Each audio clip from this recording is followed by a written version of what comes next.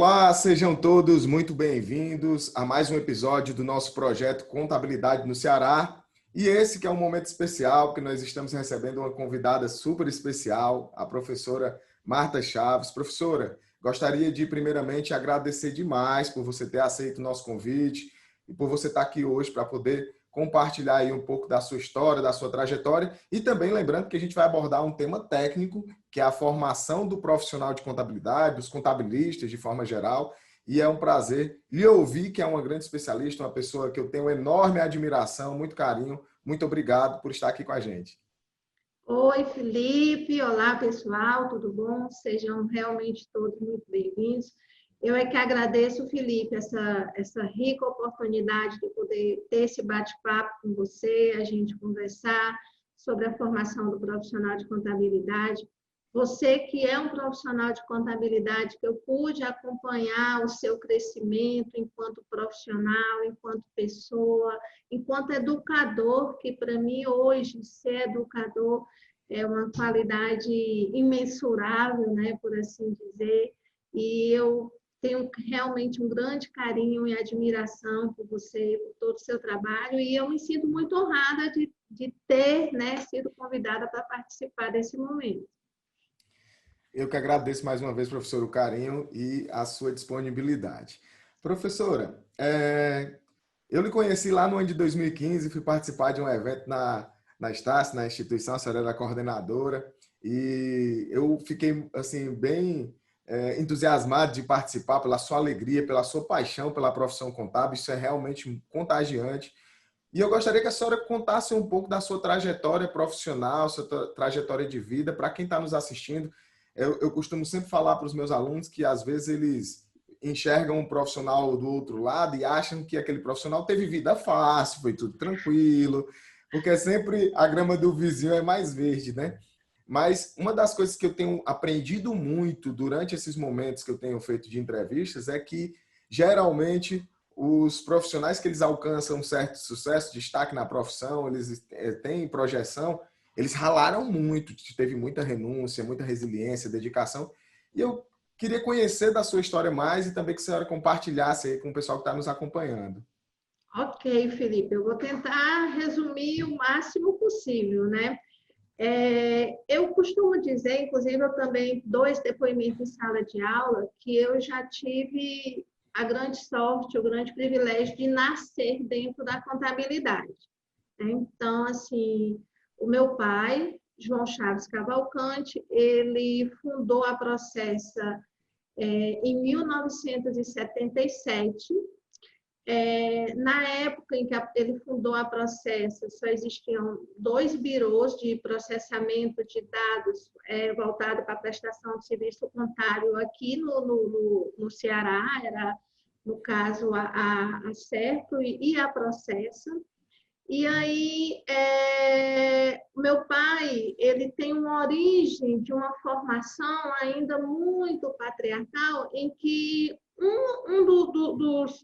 dos valores de vida dele era que a gente pudesse começar a trabalhar cedo, estudar, ter as responsabilidades desde cedo. Então, eu comecei, sempre quando a gente completava lá seus 16 anos, ele já trazia a gente para dentro da empresa para poder trabalhar. Então, eu comecei na Processa como recepcionista, atendendo o telefone, dizendo processo Feliz Natal, processo Feliz Ano Novo, fazendo cafezinho quando era necessário, servindo cafezinho, lavando o banheiro quando era necessário, varrendo. Então, eu comecei realmente na Processa como todo mundo começava, até porque eu ainda não tinha formação e conhecimento técnico para poder estar trabalhando, atuando direto com a contabilidade. Nessa época, a gente tinha grandes clientes da área pública, principalmente da área instituições financeiras. O Banco do Estado do Ceará, Banco do Estado do Pará, do Maranhão, a Coab. E a Processa implantou um setor que era o setor de qualidade.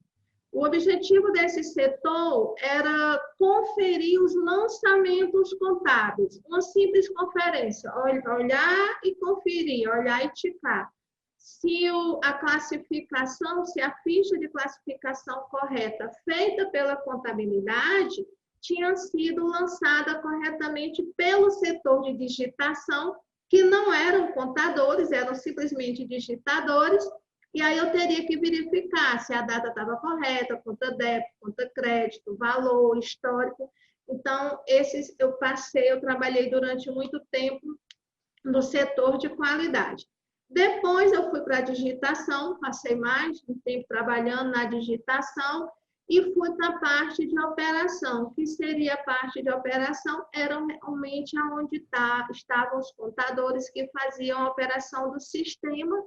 A gente trabalhava com o sistema na época que era pioneiro, era o sistema da Sigma aqui, e esse sistema ele fazia toda a parte do processamento de dados para poder gerar os relatórios, razão, diário, balancete, consistência, né? Que hoje não se dá mais esse nome, quase ninguém hoje trabalha mais com a crítica de consistência que a gente fazia para emissão, para poder, depois de todo esse processo, ser enviado aos clientes. Por incrível que pareça, Felipe, esse ano eu vou fazer 55 anos, mas eu também costumo dizer aos meus alunos que eu cheguei a trabalhar com mainframes. O primeiro parque de equipamentos da Processa eram mainframes, eram aqueles computadores imensos. Eu cheguei a trabalhar com discos que era deste tamanho, assim, os discos. A CPU desses discos parecia mais uma lavadora de roupa, propriamente dito, que sai, a gente apertava o botão, saía uma gaveta, a gente pegava aquele disco, colocava. Os nossos backups eram feitos em fitas magnéticas que a gente colocava lá. Então, eu pude acompanhar a transição dos mainframes para os PCs. E aí nós instalamos, fizemos a mudança de mainframes para PCs, e acompanhei toda essa mudança da contabilidade, a tecnologia, a parte toda de implantação de sistemas, a parte de transformar as fiscalizações dentro de plataformas mais digitais. E eu cheguei a trabalhar, deixei de trabalhar com os discos para trabalhar com disquete, trabalhei com fita magnética e passou para pendrive. Então, eu acompanhei toda essa mudança. Você tem uma ideia, de 17 para 18 anos, a gente trabalhava em turnos. E os grandes processamentos, por exemplo, da Coab, na época, da Companhia Brasileira de Habitação, que era que a gente fazia, ele tinha cerca de 30 mil lançamentos, eram preciso 12 horas de processamento para poder emitir um razão, e a gente trabalhava com impressora que era impressora de martelo, aquelas cabeças, tererê, tererê, tererê, que se enganchasse, tinha que começar tudo de novo. Então, a gente trabalhava em 3 turnos e durante muitas vezes eu tive que praticamente passar a noite sentada do lado da impressora para evitar que ela enganchasse o papel e começasse todo o processamento de novo. Tudo isso me fez ver o quanto realmente a formação do profissional ela é muito importante, alinhada à prática.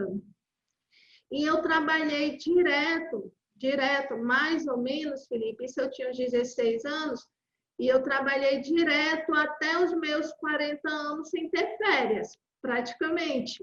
Porque quem trabalha com contabilidade não tem férias, né? Eu ficava de férias do colégio, na época eu ainda estava no colégio, e depois da faculdade, mas do trabalho eu não ficava de férias, até porque eu tinha uma responsabilidade de dar o exemplo como filha do proprietário, do fundador da Processa, e também fazer o negócio crescer. Então, a minha trajetória ela sempre foi muito alinhada ao estudo, à busca do conhecimento, aí aplicar esse estudo na prática, né? E depois de um certo tempo, e aí eu passei por todos os setores de uma empresa de contabilidade, eu conheci a contabilidade aplicada a todos os segmentos, comércio, indústria, serviço, comércio, a gente tem clientes que é comércio, indústria e serviço. Então, quando eu comecei a faculdade, eu me apaixonei pela disciplina de contabilidade tributária, sempre tem aquela disciplina que a gente mais tem apego, então eu me apaixonei pela disciplina, né, de contabilidade tributária, e isso mais ou menos do terceiro para o quarto período, e ali eu decidi que era aonde eu ia ser muito boa, eu ia ser referência. É importante a gente definir isso, ninguém é bom em tudo. Bom em tudo, até hoje que eu conheço só o Bombril, e ainda assim, hoje em dia, tem outras marcas melhores, né? Então, eu tinha em mente que eu queria ser aquela pessoa assim. Felipe Guerra pensou num profissional de contabilidade. Puxa vida, a Marta Chaves é a cara, é a pessoa em contabilidade tributária. Só que para isso eu tinha que estudar muito, principalmente a área tributária, a legislação. A gente está falando de uma área que a legislação, além de complexa, ela é gigantesca, porque ela está dividida em federal, estadual, municipal, competências tributárias, né? E tem reflexo do direito constitucional, do direito penal, do direito civil. E aí, quando eu terminei a faculdade, eu já fui direto fazer especializações e fiz especializações justamente no direito tributário e depois eu fiz no direito trabalhista e previdenciário, porque essas três áreas das ciências jurídicas, elas estão totalmente alicerçando o trabalho de um consultor tributarista. E aí eu comecei a trabalhar mais especificamente com planejamentos tributários, com consultorias tributárias, né? Já tinha passado mais aquela fase de trabalhar com a execução contábil mesmo, e aí eu comecei a trabalhar também com a parte de auditoria de processos, visando a implantação de controles internos para que se pudesse otimizar os resultados das empresas. E aí eu fui convidada um dia pelo professor Nelson, lá na Estácio, para dar uma palestra sobre imposto de renda pessoa física. E aí eu fui, tinha cerca de umas 300 pessoas nessa palestra e eu gostei. Gostei da experiência de falar, falar, falar e as pessoas ouvirem atentos e perguntar, e interagir. E depois dessa palestra, todos os anos eu ia, e sempre que eu era convidada por alguma instituição de ensino superior, eu estava lá. Para mim era assim, eu me encontrava, aquela coisa, né? Dizem que as pessoas se acham e não se encontram. Nesse caso, eu me achava e me encontrava, né? Quando eu estava ali falando, palestrando, dando aula. É assim, uma coisa que realmente, eu dizia, aqui é meu habitat natural. E aí, depois de um tempo, quando foi mais ou menos em 2009, eu fui chamada como professora substituta, na época pela Estácio.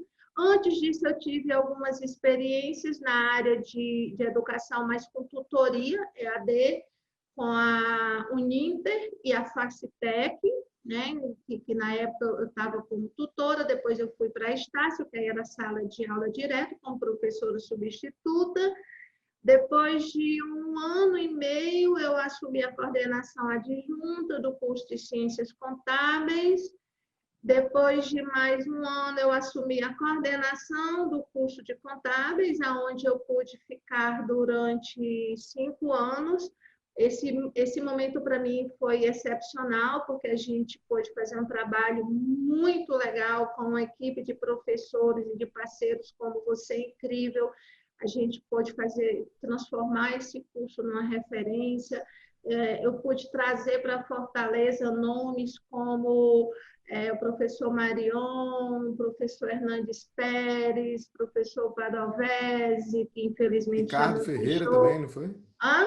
O Ricardo também. Ricardo, meu grande amigo Ricardo Ferreira, amigo A professora pessoal. formou um timaço, não foi? Pô, então, assim, eu fui trazer grandes nomes. E aí, nessa época, eu já fui me afastando, Felipe, da execução, porque eu já não estava mais conseguindo fazer bem as duas coisas. E aí, nesse momento, a educação já tinha virado minha cachaça, já tinha virado meu vício, né? Então, assim, os meus alunos, a quem eu sempre chamo carinhosamente de meus docinhos, E isso tem um porquê, porque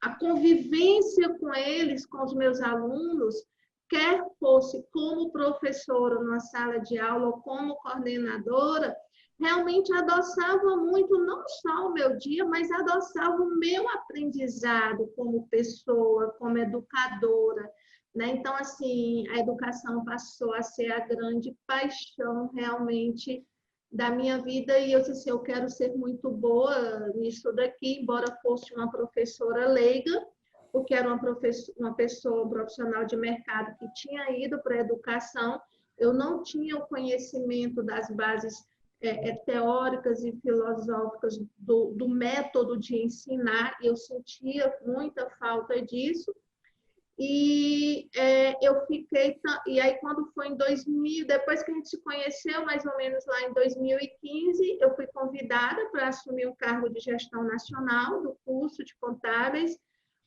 onde eu fiquei mais 5 anos, e hoje eu estou me dedicando especificamente à gestão educacional, fazendo implantação de faculdades, desenvolvendo projetos de cursos.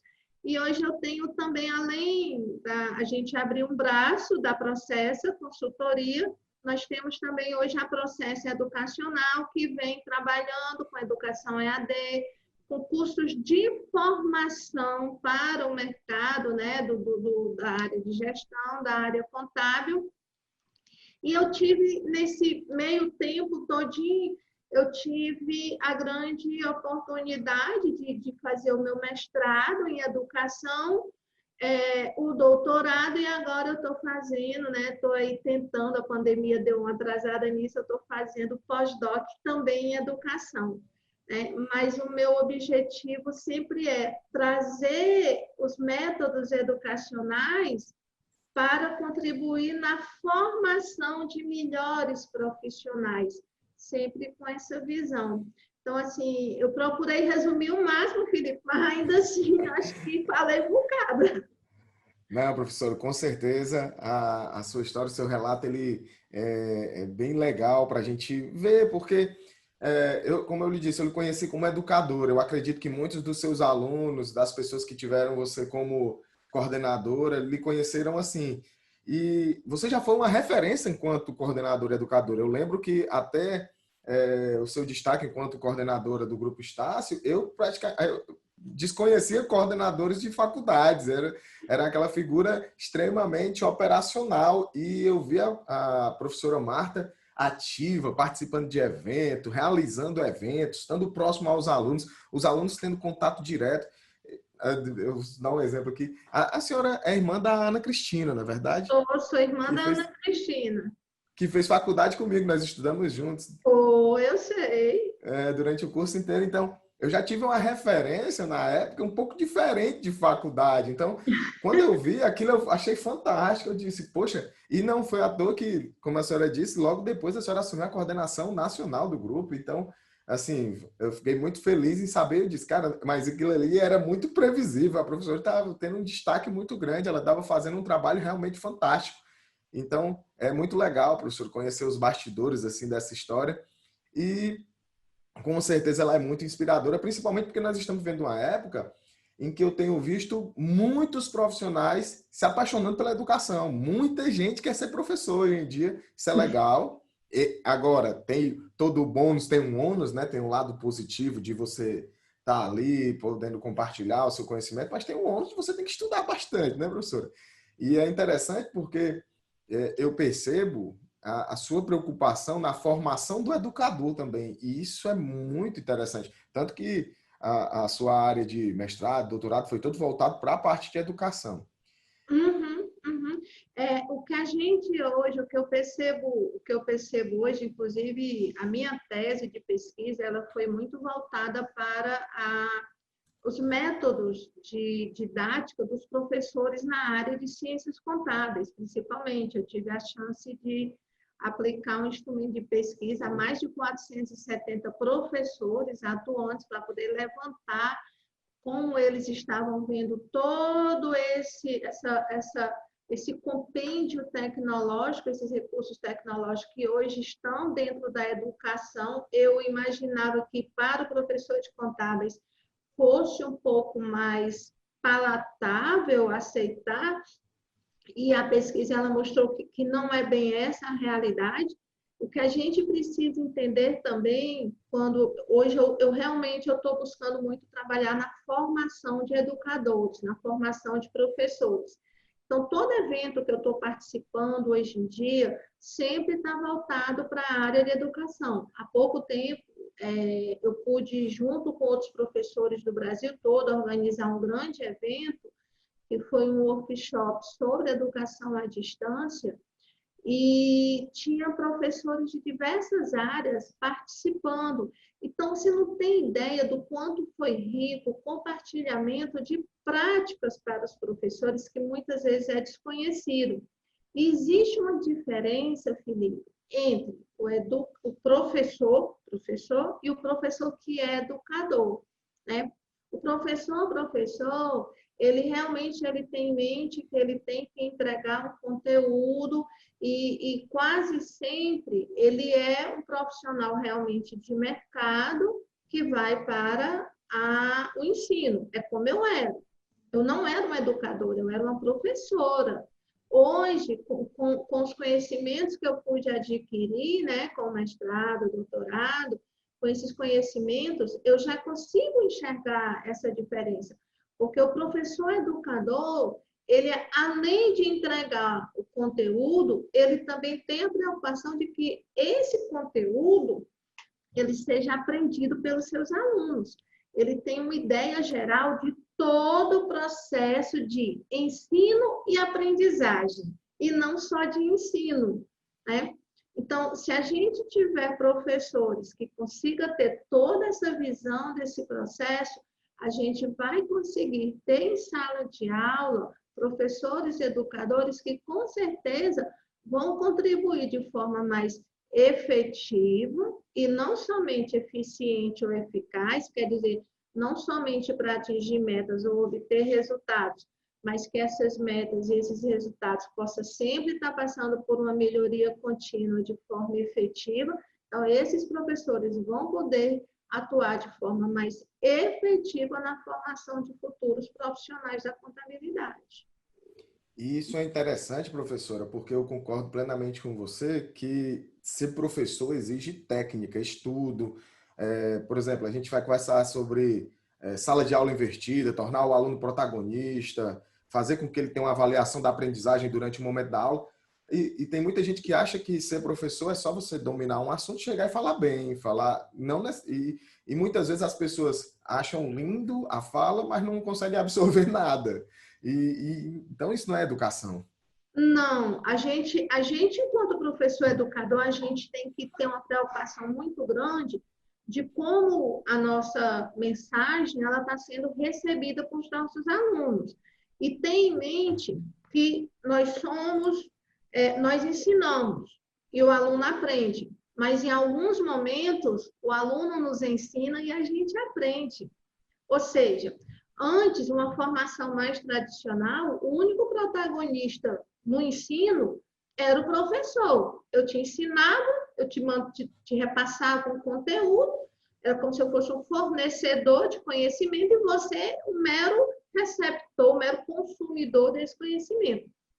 De muitos anos para cá, eu digo muitos anos mesmo, de uns 10 anos para cá, essa realidade vem mudando. Nessa relação, nesse processo todo de ensino e aprendizagem, nós temos dois protagonistas, professor e aluno. Os dois são protagonistas. Então, tem que ter ali uma forma de que o que eu te passo, você possa realmente aprender. As avaliações, elas deixaram de buscar nota e passaram realmente a avaliar o teu desempenho em termos de competências. Mas, infelizmente, hoje o que a gente vê ainda são avaliações, indica a alternativa correta, aí vem lá cota alternativas. Como é que eu posso avaliar uma competência, uma habilidade de um aluno meu com uma questão fechada, estruturada, 100% objetiva, onde não seja contextualizada dentro de um cenário real?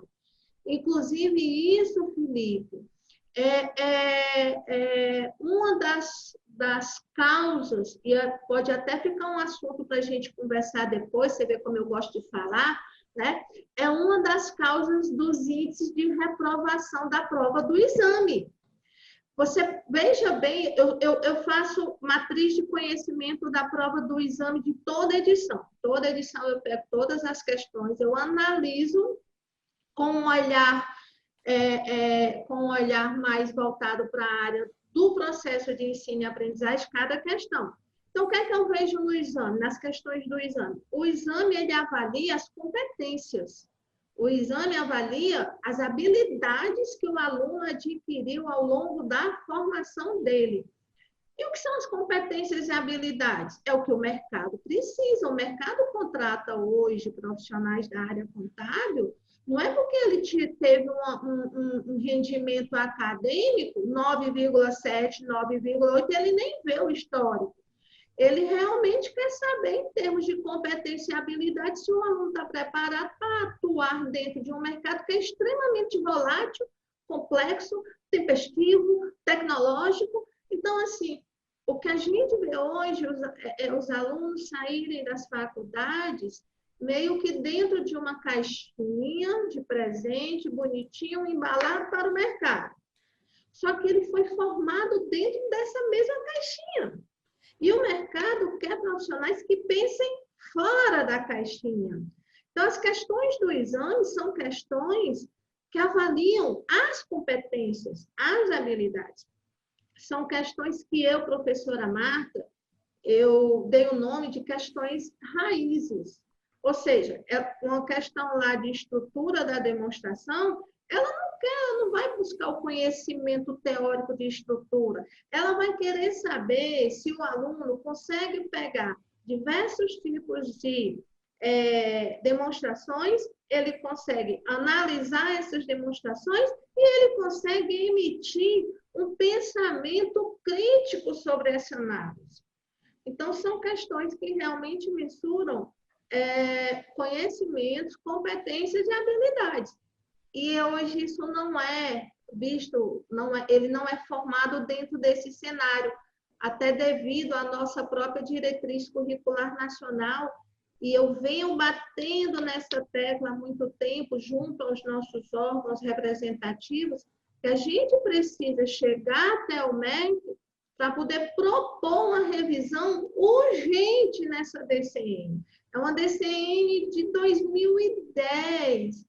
Então, quanto já se passou dentro da contabilidade, dentro do cenário contábil, com tantas mudanças, né?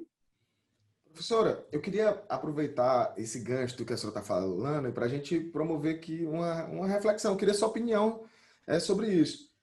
Será que o problema ele está só na diretriz? Porque, deixa eu dar um exemplo prático, tá? Se a gente pegar a parte da ementa da disciplina de contabilidade tributária do curso de Ciências Contábeis, que a senhora falou que é uma grande apaixonada, e eu também, entendeu?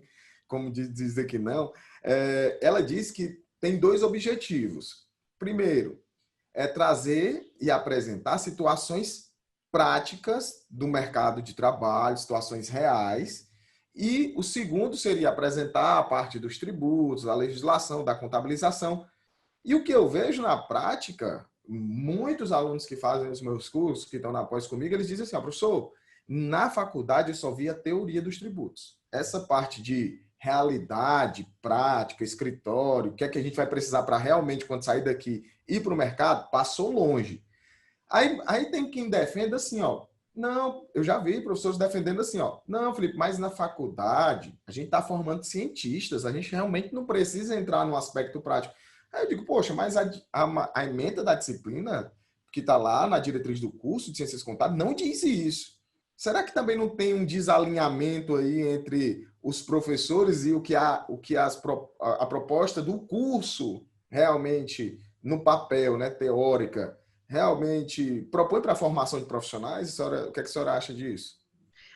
Felipe, quando a gente vai construir um projeto pedagógico de curso, nele a gente já tem que visualizar todas essas questões, e a gente tem do lado, no caso do curso de Ciências Contábeis, tem a DCN, e existe também uma recomendação feita pelo nosso próprio Conselho Federal, mas é só uma recomendação, né?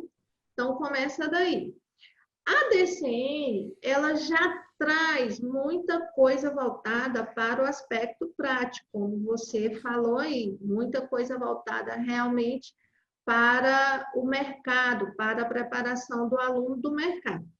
Mas você veja bem, hoje a DCN, ela me diz que o meu número, a minha carga horária mínima para formar um aluno de ciências contábeis são 3.000 horas, certo?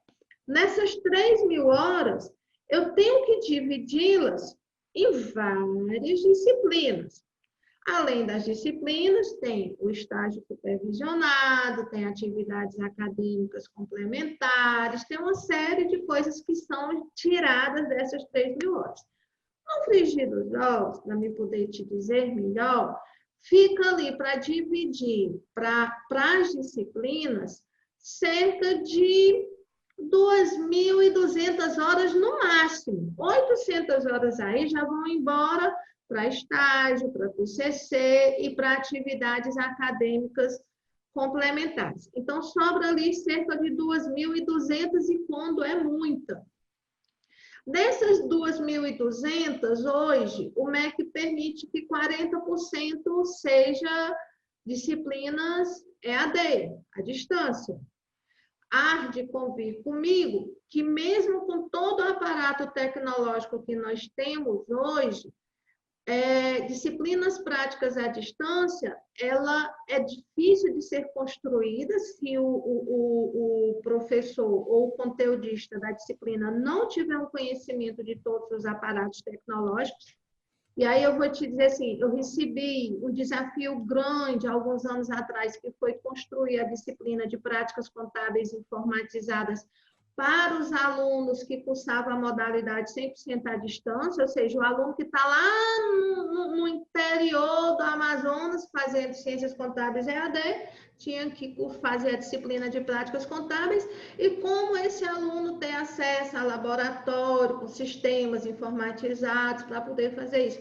Eu só consegui vencer esse desafio porque um grande parceiro nosso, que é a Fortes, ela colocou os sistemas acadêmicos em cloud, ela colocou na web. Então, hoje o aluno ele pode pegar o smartphone dele e acessar a web e fazer a simulação dos lançamentos.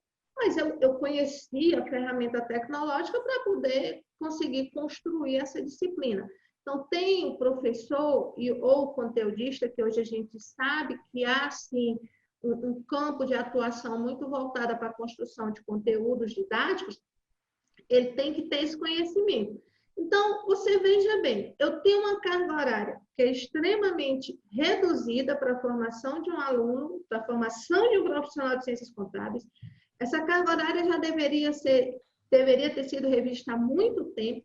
Se você prestar atenção, a gente não consegue ver, né, as instituições, elas não conseguem oferecer disciplinas de contabilidade ambiental, de contabilidade para o terceiro setor, de contabilidade digital. Ela não consegue oferecer outras disciplinas que hoje são essenciais para a formação do aluno. O próprio direito do consumidor, Felipe, é muito importante na formação do aluno de ciências contábeis. O aluno ele sai da faculdade sem saber que ele tem vários artigos dentro do direito do consumidor, que se ele não tiver cuidado, ele pode vir a ter passivos jurídicos, né? Então, a gente tem uma carga horária reduzida para poder passar para o aluno a teoria e a prática. Aí vamos pegar especificamente o exemplo que você trouxe, contabilidade tributária. Felipe, a gente começa as previsões constitucionais da contabilidade tributária com todos os princípios tributários que estão lá e precisam ser estudados. Aí depois vem a parte realmente voltada para o Código Tributário Nacional. Aí vem a legislação inerente aos tributos estaduais. Vem a legislação inerente aos tributos estaduais. vem a legislação inerente aos tributos trabalhistas e tributo previdenciário. Isso eu estou falando só da legislação. Como é que eu vou dar prática, Felipe? Por É mais que eu verdade. queira. Não dá, porque a DCN amarra a gente nesse sentido. Então, assim, você perguntou, professora, o pessoal da DCN? Não é só da DCN. Se eu, enquanto professora, enquanto coordenadora, enquanto instituição de ensino, tenho essa visão, eu conheço essa limitação, o que é que eu vou fazer? O meu aluno ele não tem que cumprir uma carga horária X de atividades complementares, é fazer o que eu fazia com você. Eu lhe chamava para dar palestras práticas na faculdade para os alunos. Então, assim, eu deixava a teoria com a carga horária do professor em sala de aula e oferecia aos alunos atividades acadêmicas complementares, como o próprio nome já diz, e a essência é essa, é complementar ao quê, professora? Complementar a formação do profissional de contabilidade. Por isso, eu fazia tantos eventos, eu oferecia tantas oficinas, porque era como eu tinha, a forma que eu tinha para trazer para o aluno o conhecimento e o acesso à parte prática das teorias que eles viam em sala de aula. Professor, eu lhe fiz essa pergunta, mas eu fui professor da disciplina de contabilidade tributária de uma instituição de ensino superior durante um ano e eu vi que realmente era muito desafiador, principalmente porque era só um semestre para você ver tudo. Então, eu lembro que em vários momentos eu chegava e disse, cara, não dá, não tem tempo para a gente ver tudo. E é interessante, agora eu queria lhe fazer uma pergunta, professor, que a gente não combinou, mas é uma pergunta um pouco mais polêmica, mas eu queria fazer porque eu estou diante de uma educadora que tem experiência e eu tenho essa percepção, não sei se a senhora também, e eu queria que a senhora falasse um pouco comigo sobre isso. O que eu vejo? Eu sei que ser um educador, ser um professor, vem muita questão do amor, da paixão pelo ensino, tudo isso.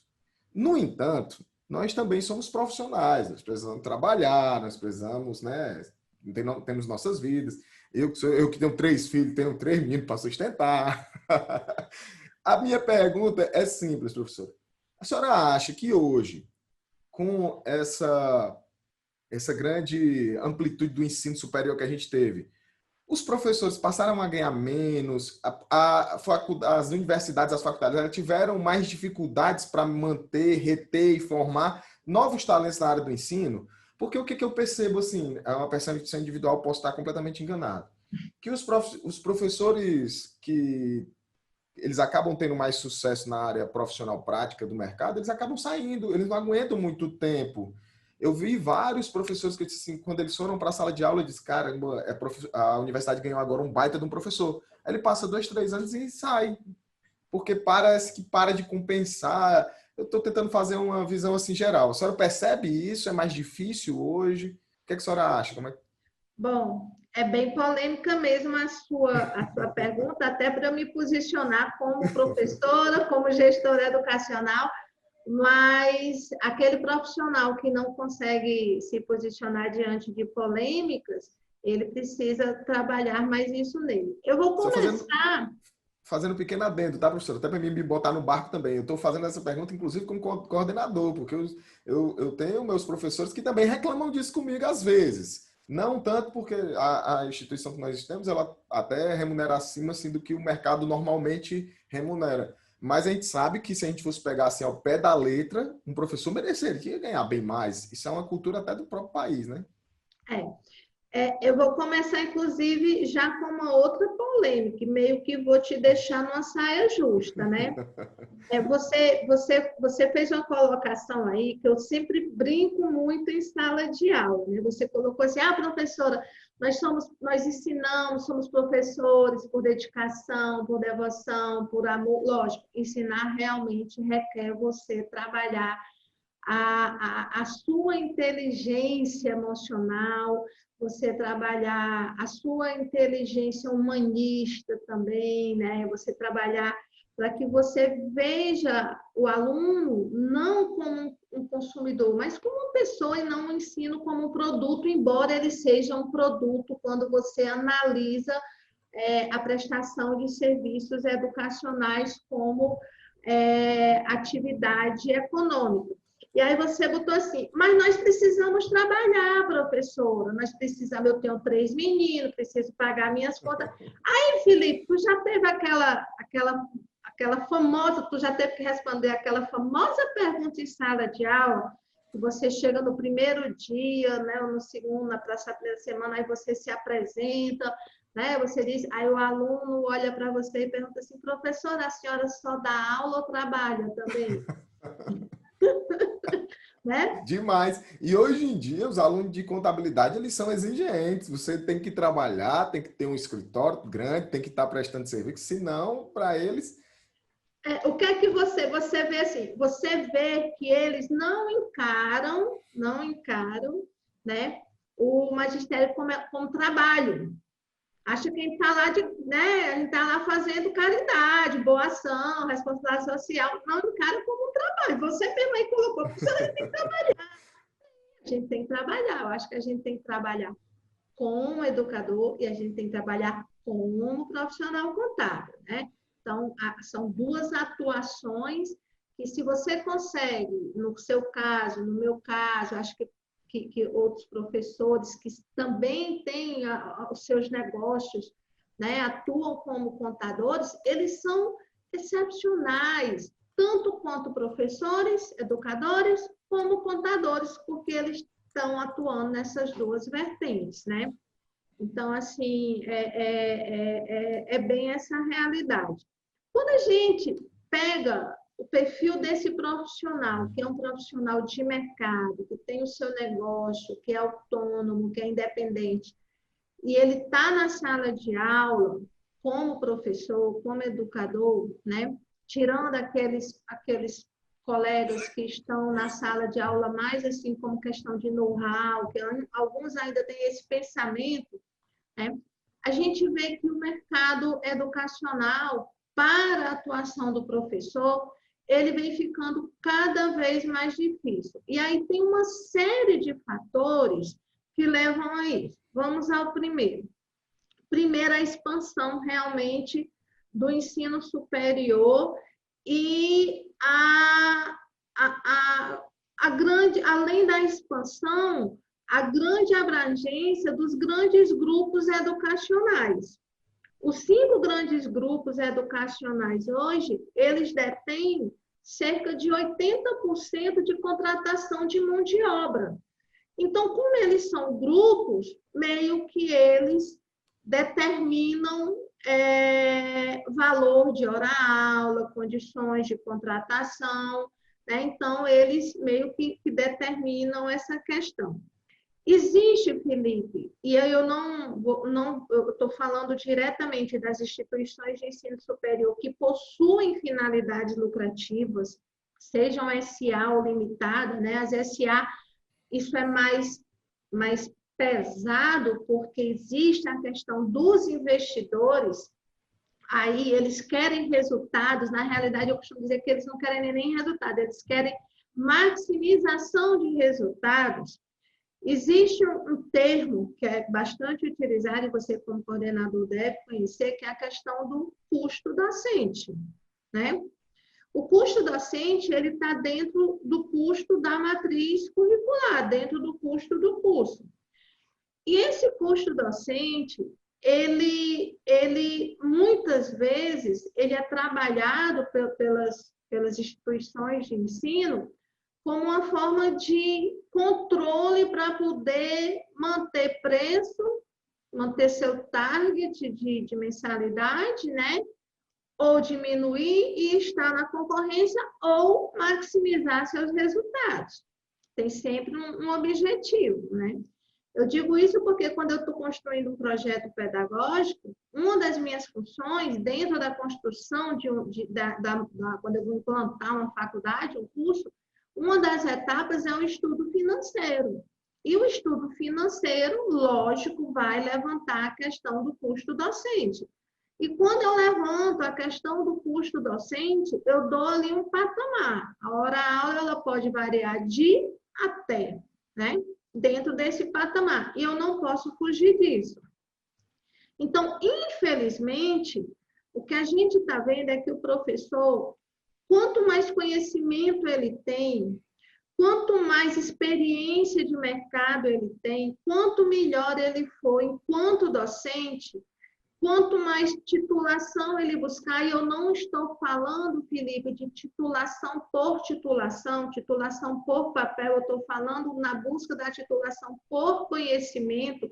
Se um professor ele fez mestrado, ele fez doutorado, ele tem 3, 4 especializações, é um cara, é um professor, é um profissional que tem um conhecimento absurdo para poder contribuir na formação desses alunos, ele fica mais caro. Ele ficando mais caro, muitas vezes, ele não se encaixa dentro da realidade do custo docente das instituições de ensino superior. Então, às vezes, você tem uma ideia, eu participo de alguns processos seletivos, e quando eu chego nesses processos seletivos, que eu vou ser entrevistada, quando eu sento que o diretor acadêmico ou coordenador acadêmico olha para mim e diz assim, professor, eu quero lhe parabenizar pelo seu currículo. Eu digo assim, já posso ir embora? Porque eu já sei que eu não vou ser contratada. Eu não vou ser contratada. Então, assim, inclusive conversando com algumas headhunters da área de setor pessoal, na área de gestão de pessoas, eu recebi alguns conselhos, professora, tira um pouco dessas coisas do currículo da senhora, porque realmente o currículo da senhora pode chegar a Assusta, né? assustar. E aí, o que é que acontece? Eu disse assim, gente, eu me nego a fazer isso.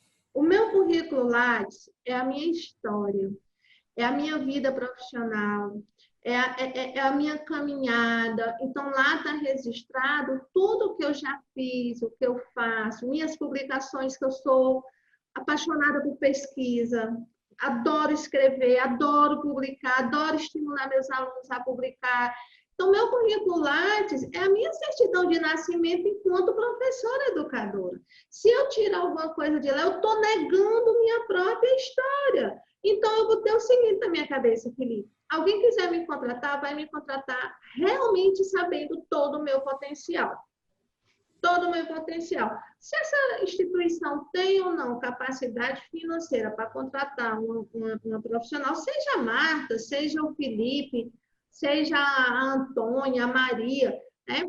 Mas o que tem que ser respeitado é toda a competência, todas as habilidades, todo o conhecimento que esse profissional traz consigo e que, com certeza, vai contribuir para o crescimento da instituição, para o crescimento na formação dos alunos. Então, o professor ele não pode ser visto apenas como um profissional que ele vai lá, vai dar aula e vai embora e o conhecimento dele acabou. Não, eu costumo dizer que o coração de qualquer instituição de ensino superior é seu quadro de professores.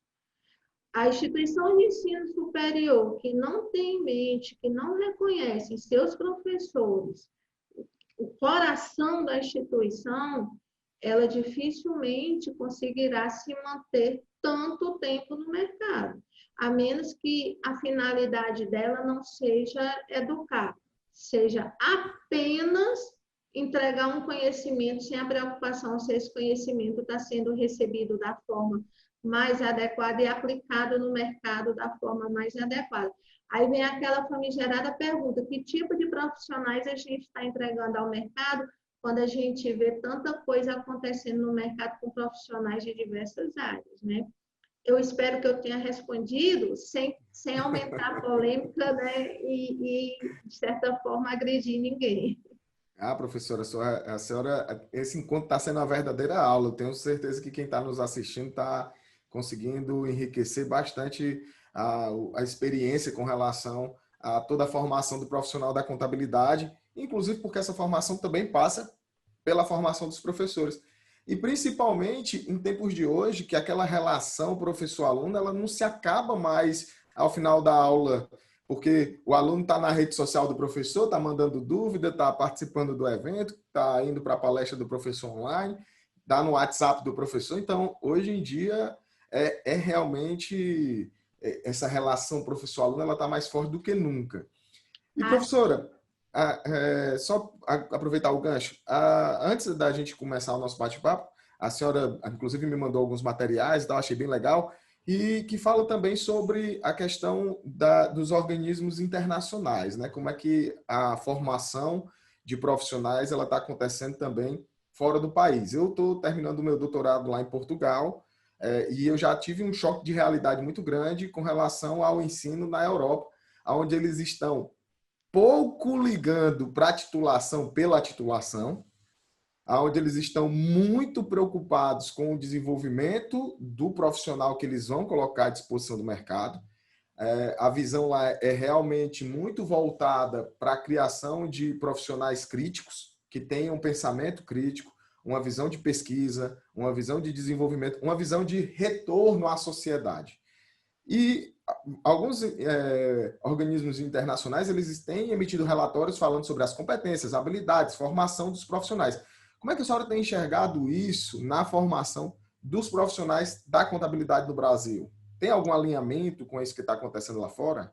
Felipe, ó, a gente, quando iniciou todo o processo de harmonização contábil, né, com as IFRS, e vieram depois os CPCs, quando iniciou todo esse processo, poucas pessoas se perguntaram por que de harmonizar as normas contábeis, né? Por que de fazer essa harmonização? E poucas pessoas tiveram a visão de que essa harmonização, na realidade, era para poder aumentar, né? Aumentar o poder de atuação do profissional contábil. Ou seja, eu hoje estou aqui em Fortaleza, mas eu posso muito bem ter uma empresa que seja lá de Portugal, uma empresa que seja da Espanha, uma empresa, um cliente que seja do Canadá, principalmente se você trabalha com a contabilidade prospectiva, que é aquela contabilidade que atua diretamente na prospecção de novos negócios, e geralmente a contabilidade prospectiva, ela envolve, sim, né, contratantes de outros países, principalmente da Europa, da Ásia, envolvem, sim, outros países. E o que acontecia antes da harmonização era que, assim como o português é a língua mais difícil, a forma que a gente fazia contabilidade também era mais difícil. Era uma contabilidade meio... Existia, não sei se você lembra, o tal de um princípio da martelada, né?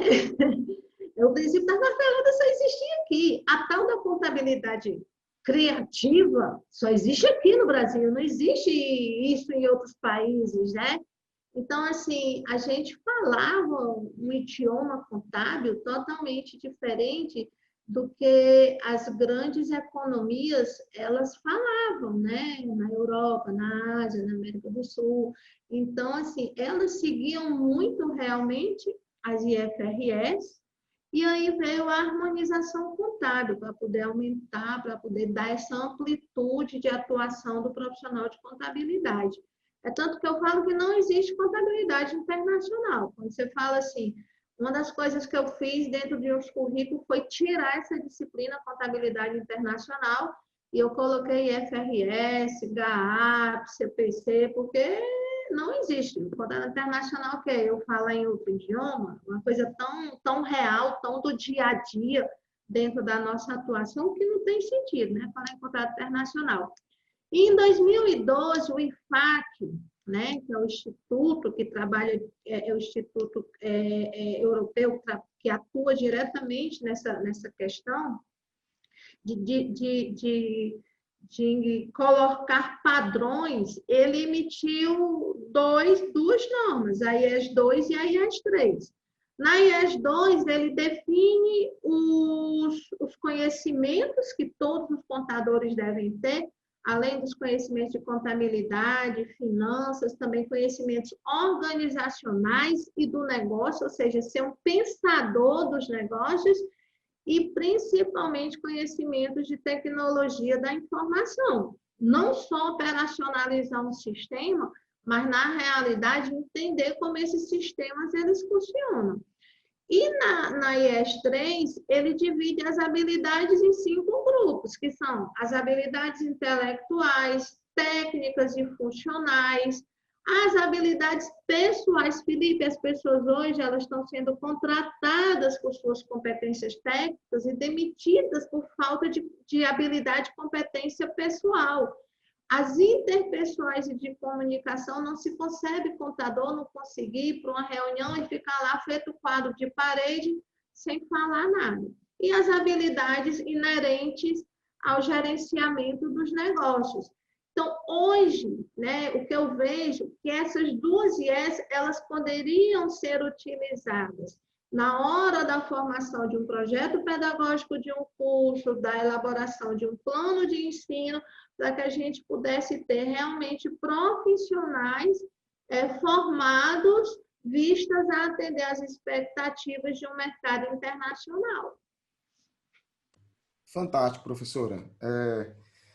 Nosso bate-papo ele passou muito rápido, nós já estamos chegando na reta final, já está com quase uma hora. Foi muito prazeroso essa conversa. Eu acredito que para quem está nos assistindo também. Daria para a gente passar mais a tarde inteira conversando, porque é muito legal. Eu adoro falar sobre esse assunto. Mas eu gostaria, professora, que a gente fosse caminhando para as nossas considerações finais. Pode ficar à vontade. Bom, eu deixo aí como considerações finais algumas sugestões, não só para as IES e os professores, mas também para os estudantes. As IES que tenham um olhar mais criterioso sobre a formação desses alunos em termos de competências e habilidades, não só na composição do projeto pedagógico, dos planos de ensino, mas na forma de se avaliar esses alunos. Aos alunos, eu deixo a sugestão, né, e chamo a atenção que eles são protagonistas dessa relação. Então, eles não podem ficar só de bracinho cruzado esperando, eles têm que buscar essas competências, esses conhecimentos, essas habilidades, através de palestras, de webinar, tanta coisa tem na internet, de workshop, de cursos, né? Que eles busquem, tem tanta coisa aí disponível, muitas vezes até gratuitamente. Isso aí eu poderia dar aqui vários canais gratuitos nessa formação, principalmente. E aos meus colegas professores, que a gente seja resiliente, que a gente não tenha medo da tecnologia, que ela não veio para tomar o nosso lugar. Ela veio para brilhantar a nossa atuação enquanto professores.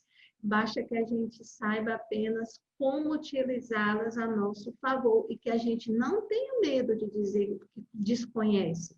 Porque o desconhecido, ele é um desafio para que a gente procure aprender e melhorar mais. Então, eu prefiro deixar essas sugestões e me colocar à disposição de quem quiser para a gente fazer outros bate-papos com você, para a gente estar trabalhando juntos. Ligar aqui o microfone, senão não dá certo, né? Legal, professora. Que encontro fantástico. Muitíssimo obrigado pela sua participação. Eu tenho certeza que quem assistiu aí todo o nosso conteúdo vai ficar muito feliz com tudo aquilo que a senhora disponibilizou de conhecimento, da sua experiência, da sua trajetória. Admiração ainda maior agora, depois desse bate-papo. Muitíssimo obrigado. Eu que agradeço muito a você, Felipe, agradeço aí também o suporte do Paulo, gente, né? Ele fica aqui por trás das câmeras, nos bastidores, dando esse suporte para a gente, para entregar esse material super legal para vocês, e que a contabilidade no Ceará, ela avance e continue ultrapassando todas as barreiras geográficas que puderem existir. Que legal, professor. Então, pessoal, é isso. Muito obrigado por vocês terem ficado conosco. Continuem acompanhando aí os nossos conteúdos. Tem vídeos novos todos os dias, episódios novos do Contabilidade no Ceará, pelo menos uma vez por mês. E hoje nós temos o privilégio de conversar aqui com a professora Marta Chaves. É isso. Um forte abraço e até mais.